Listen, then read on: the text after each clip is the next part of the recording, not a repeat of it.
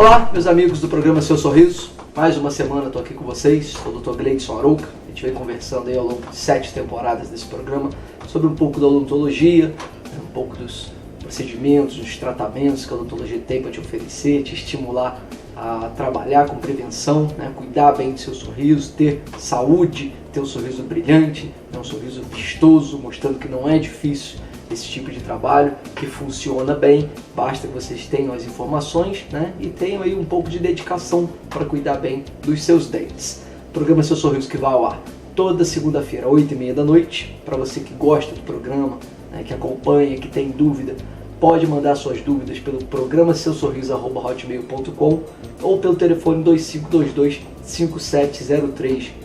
A gente vai respondendo essas perguntas, essas dúvidas. E de vez em quando tem um programa específico para responder a essas questões que vão chegando de vocês.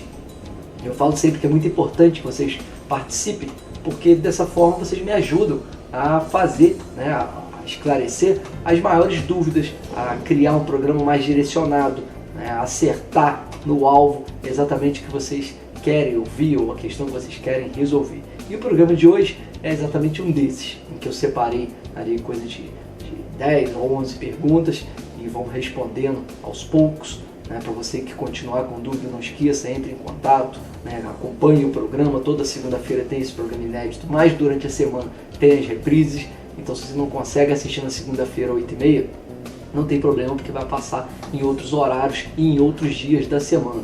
O interessante é que a cada semana você consiga assistir o programa para pegar essas dicas, pegar essas informações, cuidar bem do sorriso, porque a odontologia hoje ela é muito eficiente, ela trabalha de uma maneira muito rápida, tem bons resultados. Então é uma mudança muito grande daquele peso que a odontologia carregava do passado, aquela profissão que assustava, que causava dor, que extraía muitos dentes, que tinha muito sangue.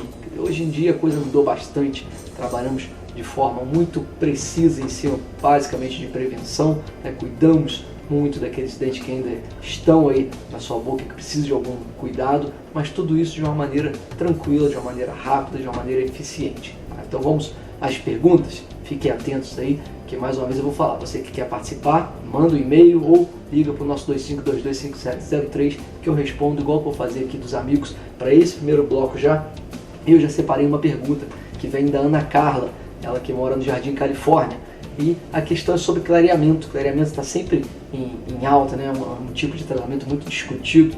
E uma coisa que ela pergunta, é muito comum das pessoas que querem fazer o clareamento, fazer esse tipo de pergunta. Ela quer saber se clareamento é um tratamento seguro. Então, Ana Carla, o clareamento, da maneira que nós trabalhamos, é considerado seguro, sim. A única coisa que você vai ver, basicamente, é se não há nenhum tipo de reação alérgica ao produto básico do clareamento, que é o peróxido de hidrogênio, que é aquele mesmo produto da água oxigenada. Então, se você nunca teve nenhuma reação alérgica a esse produto, você não tem problema para fazer o clareamento. Existem algumas contraindicações, você não vai fazer clareamento enquanto estiver grávida, enquanto estiver amamentando, não pode ter lesões por cárie, problema periodontal, esse tipo de coisa, mas isso a avaliação do dentista vai ser feita, ele vai te passar. No que você pergunta em relação à segurança, sem dúvida é seguro, é um tipo de trabalho que é feito há muitos anos já na odontologia. Você, dentro da área estética, da parte que nós consideramos aí de beleza, nessa parte em que as pessoas se interessam para tornar um sorriso mais belo, o clareamento, ele além de ser seguro, ele é o tipo de trabalho menos invasivo que nós temos. O que isso quer dizer? Que você vai fazer esse tipo de procedimento sem alterar nada da estrutura do seu dente. Então não há nenhum tipo de desgaste, não há enfraquecimento da estrutura, porque isso a gente escuta. A pergunta fala assim, a minha vizinha, a minha cunhada ou alguém de fora me falou que o clareamento enfraquece os dentes. Isso é conversa, isso aí não existe. Existe uma modificação muito pequena durante o tratamento, mas que ela é revertida. Então o clareamento ele é considerado como se como não gere nenhum tipo de alteração na estrutura, nem de esmalte, nem de dentina. Você pode fazer, que a segurança é garantida, como eu estava dizendo, o desgaste não existe, então você não toca no seu dente para o trabalho estético, um trabalho de beleza. ele é um dos melhores que tem, porque você não altera em nada a estrutura do dente, a não ser a cor. Quer dizer, o que acontece é uma reação química. Então você tem uma reação ali do produto com as moléculas que tornam o seu dente um pouco mais escuros. Essa reação acontece, essas moléculas são quebradas, são reduzidas em tamanho, com isso o seu dente vai ficando mais claro. Então, Ana Carla, se você tem alguma preocupação em relação à segurança, logicamente que você vai se consultar com o seu dentista, e tudo que eu falo aqui é de uma maneira muito generalizada. Vocês sempre precisam procurar o seu dentista para fazer uma avaliação individual. Então você vai procurar o seu dentista, ele vai avaliar o seu caso, vai avaliar se não tem nenhuma lesão, se você é uma boa candidata para receber o clareamento, porque isso aí também é um ponto importante. Pessoas que têm às vezes os dentes da frente muito restaurados, com muitas coroas, podem ter que associar o clareamento a outros tipos de tratamentos, mas quando você tem uma boa indicação para fazer o clareamento, ele é mais do que seguro, e eu tenho certeza de que é mais do que satisfatório também. Todo mundo que faz o clareamento sai feliz, porque você não tem sofrimento, não tem dor, não tem desgaste, é um tratamento relativamente rápido e o resultado é fantástico. Todo mundo adora, todo mundo quer ficar com um sorriso branquinho, e você, pelo jeito, por estar interessado no assunto, também quer. Então procure o seu dentista lá, conversa com ele, que eu tenho certeza que você também vai ficar feliz, tá bom? O programa Seu Sorriso dá uma paradazinha rapidinha e a gente já volta no segundo bloco com mais perguntas para serem respondidas. Não sai daí. Loving can hurt. Loving can hurt sometimes. Nada melhor que surpreender a pessoa que você ama nesse Dia dos Namorados, não é mesmo? E que tal uma cesta especialmente preparada para a sua cara metade? Ou se declarar com uma linda mensagem de amor nesse dia 12 de junho. Disque Mensagens lhe oferece uma variedade de opções para presentear e emocionar quem você gosta de uma maneira muito especial. Venha nos visitar, Rua Marechal Floriano Peixoto, 118, Pericê. Telefones 2523-6243 ou 2523-2236. Disque Mensagens, emocionando corações. Hearts are never broken. Times.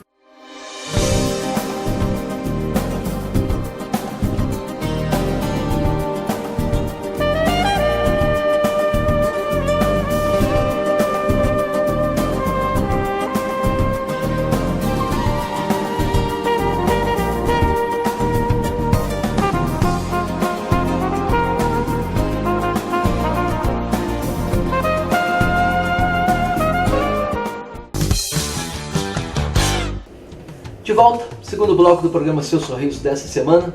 Como eu falei, vocês vão passando aí as suas perguntas, as suas dúvidas, vão mandando para o e-mail do programa, que é o programa seusorriso@hotmail.com, vão ligando para o 2522-5703, essas perguntas elas vão sendo guardadas. Muitas das vezes a gente junta em assuntos por semelhança, outras vezes montamos um programa só para responder essas perguntas, e é o que nós estamos fazendo aqui.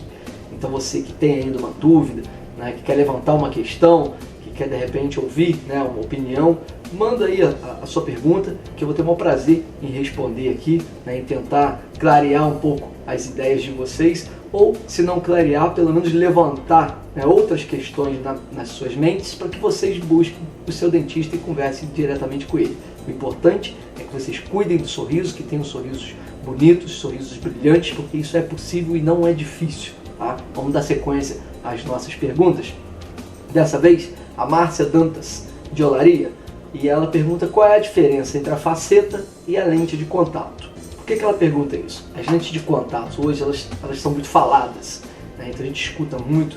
Não é raro aparecer um paciente no consultório que já vem com esse tipo de ideia na cabeça. Chega aqui e fala, doutor, eu vim para fazer lentes de contato. E nem sempre é possível, nem sempre é indicação. Todo tipo de tratamento tem uma indicação para um tipo de situação. Então aqui são trabalhos parecidos, em que você vai trabalhar com dentes que tiveram pouca alteração de cor e de estrutura, e com películas muito finas. Até alguns anos atrás, quando nós falávamos em trabalhar com porcelanas, o trabalho em que menos se desgastavam os dentes, mais conservador de prótese, eram as facetas de cerâmica. Porque essas facetas elas tinham de espessura coisa em torno de 0,7 milímetros, menos de 1 milímetro de espessura era necessário para fazer um trabalho desse. Muitas das vezes, dependendo da posição desses dentes, não era feito nenhum desgaste no dente, em outras vezes um desgaste mínimo para que essa faceta se assentasse, né? Então ela era muito fina e trabalhava ali de uma forma muito eficiente.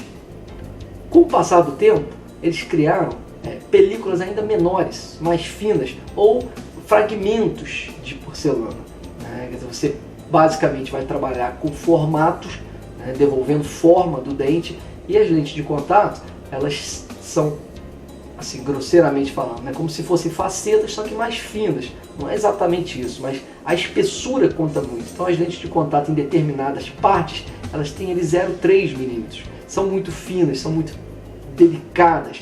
Então a diferença básica está na espessura, mas a indicação também tem diferenças. Porque as lentes de contato, por serem trabalhos muito finos, muito delicados, elas não têm a possibilidade de alterar a cor da estrutura do dente. Então elas trabalham basicamente, cada caso é um caso, para devolver formato. Quer dizer, você vai mudar o desenho do sorriso com esses fragmentos, né? Você vai compor no sorriso, que era feito com muita propriedade com resina composta, a gente consegue fazer com essas facetas, com esses fragmentos de porcelana. Já as facetas têm uma capacidade um pouco maior de repente alterar a cor desse substrato, não muito, porque também são bem finas, tá? Mas elas acabam recebendo um certo tipo de desgaste, e se essa alteração de cor do substrato for pequena, você consegue sim com a faceta resolver, tá bom? Mas basicamente, para responder a Márcia, a diferença entre elas está na indicação, né? A faceta trabalha com formato, com cor, alterações de formato e cor. As lentes de contato basicamente com alterações de formato, ainda que, né, nós temos que falar que são usadas também para alterar a cor de substratos, mas o que na realidade não acontece pela espessura, ela não consegue esconder essa diferença de cor, tá bom? Basicamente a diferença está na espessura. Legal? Outra pergunta, e essa também é bem recorrente, né? Aparece bastante, do Carlos Marques, ele que mora em Olaria, e ele diz que o dente da frente dele escureceu depois que fez um canal. O que ele pode fazer, né? Esse escurecimento ele pode acontecer aí por várias situações, né? Às vezes na hora do acesso a uma hemorragia interna, material obturador que foi usado, resto de teto de câmara, né? Acesso que não foi bem feito, nesse dente perde muito do brilho, então ele perde um pouco daquele aspecto de vitalidade com o passar do tempo. Se fez tratamento de canal, ele geralmente dá uma alteração. No caso do Carlos, ele está incomodado, né, com essa alteração. Então, o que ele pode fazer? Pergunta o que pode ser feito. Isso depende muito, primeiro, né, do tipo de escurecimento. O que aconteceu? Qual foi a causa desse escurecimento? Né? Quanto escuro está esse dente? Por quê? Basicamente, nós vamos trabalhar, né, se possível, com clareamento. Porque, como eu falei lá no primeiro bloco, o clareamento é um trabalho mais conservador. Você não tem desgaste de dente. Então você pode trabalhar com clareamento, muitas das vezes, dependendo da situação, com clareamento interno, e pode ter um bom resultado. Né? Isso aí pode ser o suficiente. Em outras situações, você faz um clareamento desse e o resultado não é tão satisfatório, porque o dente já está bem escuro. Mas ele pode, né, conseguir clarear e transformar esse dente que era bem escuro num dente com um escurecimento leve. E aí você começa a trabalhar com a porcelana. Tá? Se tiver bastante estrutura de dente, pode ser feita uma faceta para tentar esconder, né? Mas muitas das vezes, como se já tem um comprometimento na parte de trás, né, ainda tem aquele desgaste que foi feito para o acesso, muitas das vezes uma lesão cariosa que levou a fazer esse tipo de canal, né, já tem uma resina grande. Então, em outros casos, o que sobra é fazer uma coroa total, que pode ser de porcelana, pode ser de resina, aí vai de acordo com o que você e o seu dentista escolherem como, né, plano de tratamento. Mas esse seria o caso mais radical, vamos dizer assim. Você vai preparar uma prótese, vai fazer um desgaste em torno daquele dente e vai encaixar uma peça ou de resina ou de porcelana. O que eu quero deixar aqui para você, Carlos, é que sim, solução tem. Tá? Então você, junto com o seu dentista, vocês vão conversar para escolher qual é o melhor caminho. Mas sem dúvida tem uma solução em que você vai ficar satisfeito, porque seu dente vai voltar a ficar branquinho, parecido com os outros. Mais uma. Antônia Albuquerque, do Cônigo. E ela pergunta se para colocar bloco é preciso fazer canal. Quer dizer, Antônia, não é uma obrigação, tá? O que acontece nessa relação de bloco com canal? Muitas das vezes quando um dente tem indicação para fazer um canal, ele vem, né, junto com ele, ele traz junto com ele ali uma lesão muito grande por cárie, ou uma fratura, ou uma obturação muito grande, antiga, né? Então quando você remove todo esse tecido que não serve para aquele dente, o que sobra é pouco dente. Então você já vai fazer um canal, sobrou pouco dente, fez um bloco. Mas há situações em que você tem uma fratura, tem uma lesão por cárie grande, perdeu uma cúspide ou duas e tem indicação de fazer um bloco, só que tem um bom espaço, né, de dentina ali protegendo a polpa do dente, não tem nenhum tipo de sintoma, não tem nenhum tipo de inflamação, não tem necrose, está tudo direitinho com a polpa do dente, e aí o tratamento de canal não é necessário. Então, para responder diretamente, né, a sua pergunta, quando você pergunta, né, se é necessário fazer o canal para colocar um bloco, a resposta é não. Não é obrigação, não é sempre preciso, mas muitas das vezes, né, ele acaba vindo acompanhado por uma situação ou outra, tá legal? Jorge Alves, do Córrego Dantas, também uma pergunta relacionada a canal, ele quer saber quanto tempo demora um tratamento de canal. O que eu não entendi, né, Jorge, é se você está se referindo à sessão no consultório ou um tratamento inteiro. Então vamos às duas situações. Quando nós falamos, né, em tratamento inteiro, hoje, vamos botar, eu comecei a fazer um canal hoje, vou terminar daqui a quanto tempo? Quantas sessões? Hoje, principalmente para aqueles dentistas que se especializaram na endodontia, né, que tem equipamentos mais novos, mais modernos, que conseguem uma rapidez maior, na maior parte das vezes, o tratamento de canal é feito em uma sessão, a maior parte das vezes. Porque sempre tem, né, uma exceção, sempre tem uma situação diferenciada em que você precisa muitas das vezes medicar, você precisa secar, né, uma fístula, então pode ser que precise de mais sessões, geralmente 2 no máximo, mas na maior parte das vezes uma consulta vai ser necessária. Então a coisa mudou bastante, melhorou bastante. Mas se você estiver perguntando em relação ao tempo, em minutos da consulta, o que a gente pode falar?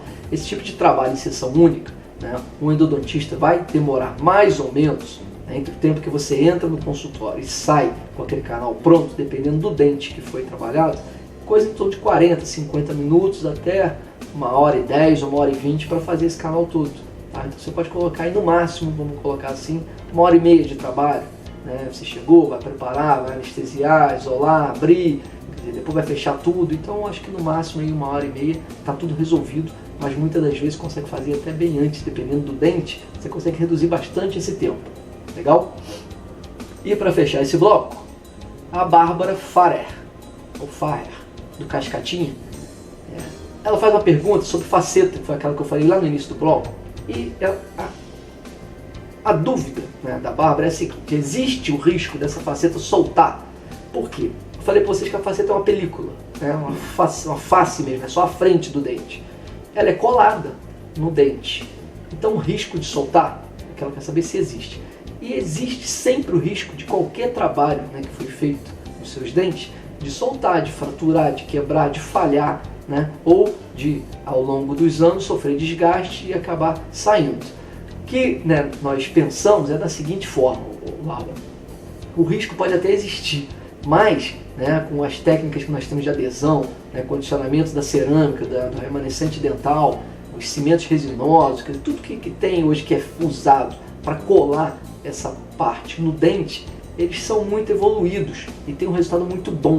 Então é seguro, tá? É seguro. Eu não vou falar que não pode soltar, porque acontece de tudo, né? No consultório odontológico você vê um dente inteiro, um molar grandão, né, que às vezes é avulsionado por uma pancada aí, um esporte, você vê, né, dente sendo quebrado com um pedacinho de pedra pequenininho que está lá no meio do alimento, um amendoinzinho que pega numa cúspide de mau jeito e fratura aquele dente. Então, dentes naturais, né, muitas das vezes aparece com uma fratura improvável, né, com uma falha improvável, que dirá o artificial, né, que é uma prótese, que é uma emenda, vamos colocar assim. Então, um risco existe, mas é pequeno. Então, se eu fosse você, não me preocuparia muito com isso, tá? Desde que bem feita, bem indicada. O mais importante é a indicação desse trabalho, né? Ver se é uma oclusão balanceada, se não tem, né, nenhum trauma cruzal, se não está batendo direto naquela prótese. Então, se o paciente for né, bem indicado para esse tipo de trabalho, é seguro, vai durar muito tempo, e quando chegar a hora de trocar, o seu dentista vai conseguir te avisar também, tá bom? Não saiam daí que o terceiro bloco chega já, tenho mais perguntas para responder.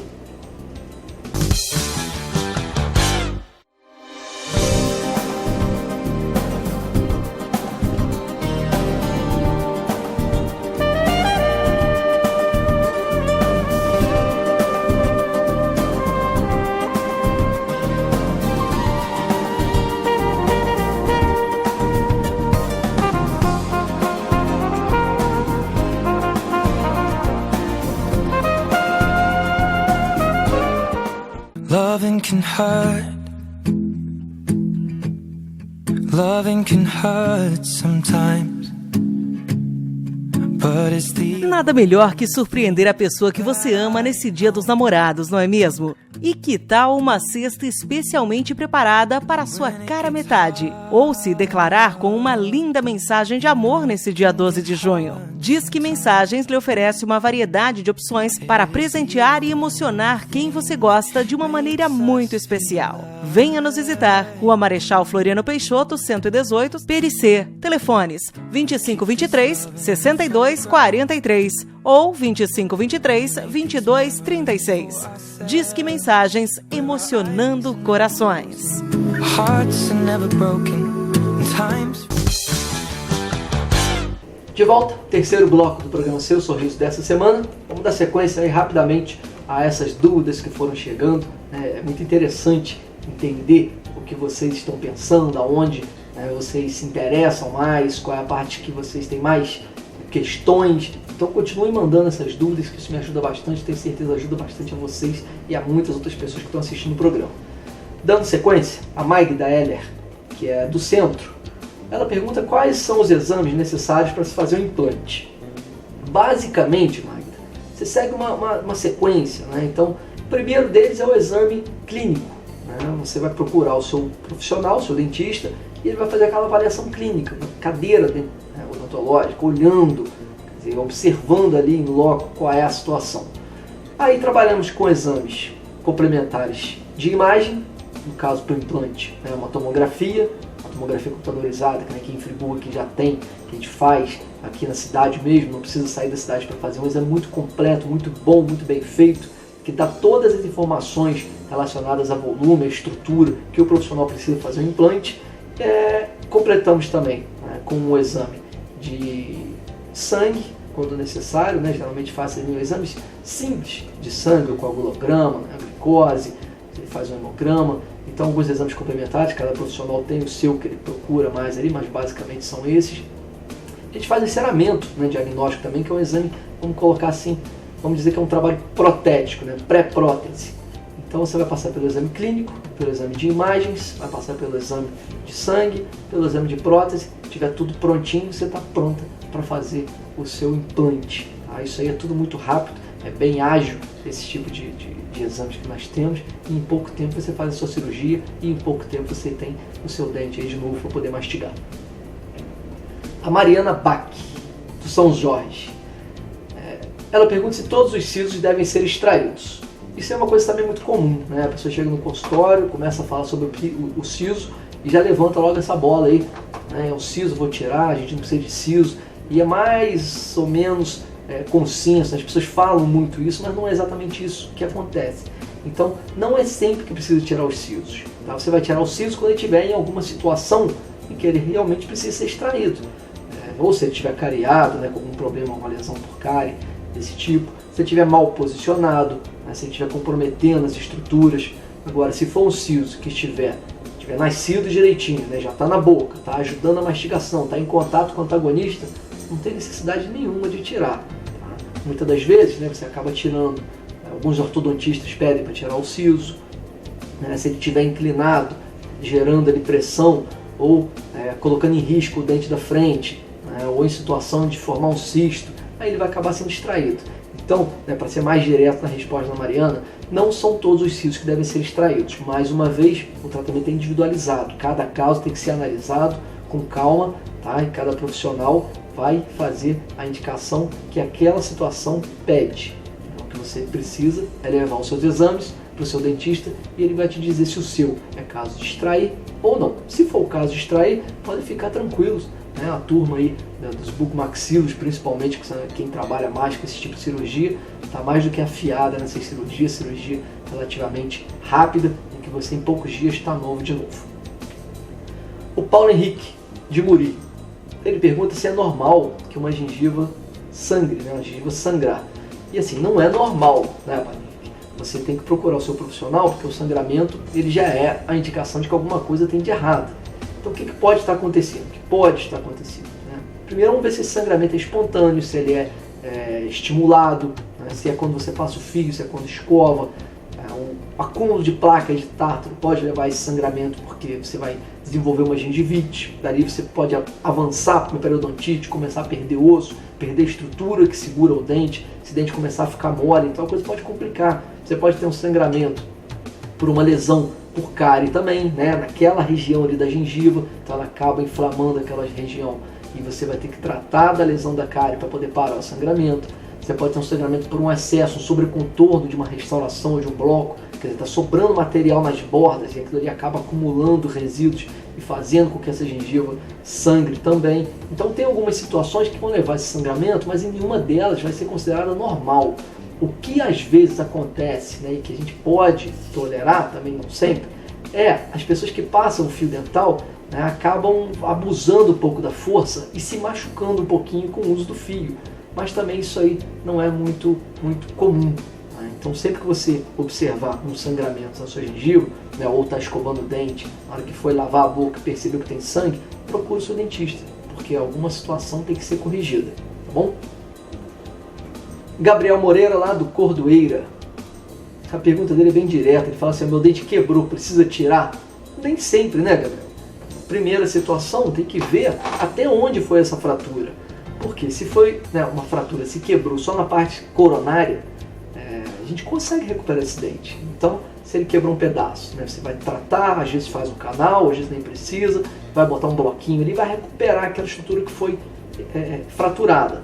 Se essa fratura entrou em direção à gengiva, mas não se aprofundou muito, né, a gente ainda tem a situação em que dá para corrigir. Faz uma cirurgia, recupera ali o espaço biológico, né, refaz o desenho do osso, da gengiva, e no fim você consegue recuperar o seu dente. O problema é quando essa fratura se estende em direção à raiz, mas quem vai dizer isso aí é o seu dentista, o seu profissional. Para responder a sua pergunta, né, se é preciso tirar, eu te digo aqui, nem sempre. Tá? Então procure o seu dentista, porque você tem chance de conseguir recuperar o seu dente. Só não demore com o dente quebrado, porque aí a coisa começa a complicar, vai ficando cada vez mais difícil de resolver para você. E a nossa última pergunta, da Maria Amélia, do Catarcione. Ela faz uma pergunta sobre os ROT. Ela escreve o ROT, né, que é aquela prótese facial removível, aqueles aparelhinhos que tem os grampinhos que a pessoa encaixa no dente, tira, encaixa e tira. Ela pergunta se é verdade que esse ROT estraga os dentes. E ele não estraga, Maria. O que a gente observa é o seguinte: aquele é um aparelho, é uma prótese, fica dentro da boca. Se a pessoa não cuidar, né, não escovar aquele aparelho com todo o cuidado, principalmente a parte de dentro, onde os grampinhos pegam, ali vai acumular resíduo, vai acumular placa, vai acumular tártaro, e com isso você acaba desenvolvendo lesão por cárie no dente que segura esse grampo. Tá? Então, ao passar do tempo, aquele dente vai criar uma lesão por cárie, a lesão vai evoluindo, e quando ela vai ao consultório, que o dentista diz que tem uma cárie ali, ela já logo associa ao aparelho, mas não foi o aparelho que causou, né? Foi uma deficiência na limpeza desse aparelho. Então o ROT, propriamente dito, ele não causa esse tipo de estrago, de lesão, tá? Desde que você cuide bem, desde que você esteja sempre no consultório para avaliar, né, se ele está bem adaptado, né, se ele não está forçando demais os seus dentes. Então você não precisa ter medo do seu aparelho, tá? Só cuide muito bem dele, legal? Fecho aqui com as perguntas dessa semana. Eu espero que vocês tenham gostado. Para quem, né, acompanha aí o programa, sabe que de vez em quando a gente faz esse tipo de situação. Manda aí a sua dúvida também, né? Manda a sua pergunta, manda a sua sugestão, quer dizer, entre em contato pelo e-mail, pelo telefone, que isso me ajuda bastante a preparar esse tipo de programa para vocês. Próxima segunda-feira, 8h30 da noite. Tem mais e eu espero todos vocês lá. Tchauzinho.